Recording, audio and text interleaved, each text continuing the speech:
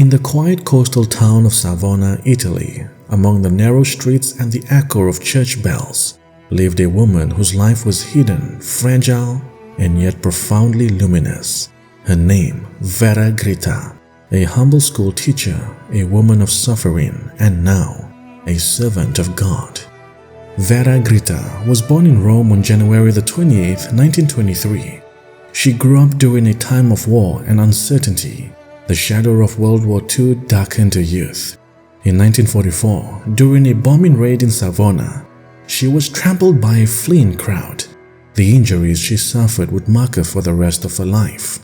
From that day on, pain became a companion, but also her path to holiness. Despite her frail health, she became a dedicated school teacher. Her students remember her not for her strength, but for her serenity. She lived quietly, never seeking attention, but heaven had other plans. For years, Vera carried her cross in silence, but in the stillness of her heart, something began to stir, a voice, gentle and divine. On October 6, 1959, while at prayer in Alpicella, she felt for the first time an interior message. Then, for 8 long years, silence. Only in 1967, before the Blessed Sacrament in the Church of Mary Help of Christians in Savona, did the silence break. Vera wrote, "Before the host, I felt his voice. It was alive, it was real, and he said to me, 'Take me with you.'" It was the beginning of a dialogue between her soul and Christ, a dialogue that would last until her final breath.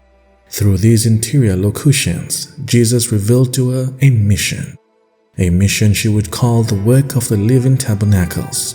It was not a new organization or devotion, but a call, a burning invitation for every soul to let Christ live within them, Jesus told her.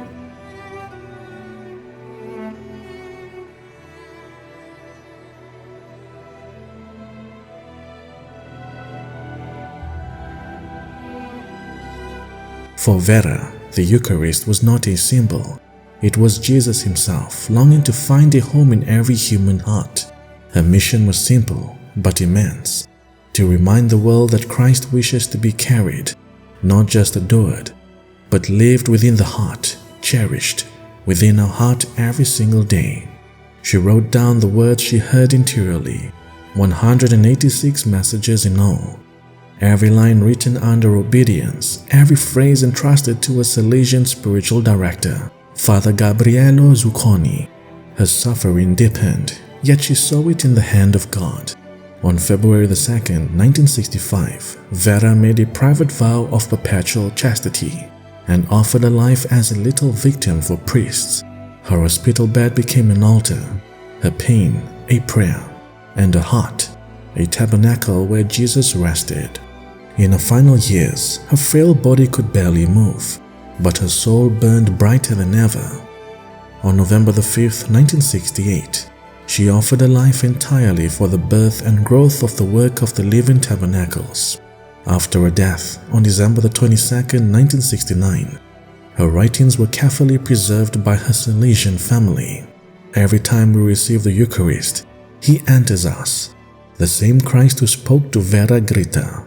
He desires to live, to love, and to suffer in us until every soul becomes a tabernacle of His presence. Servant of God, Vera Grita, pray for us.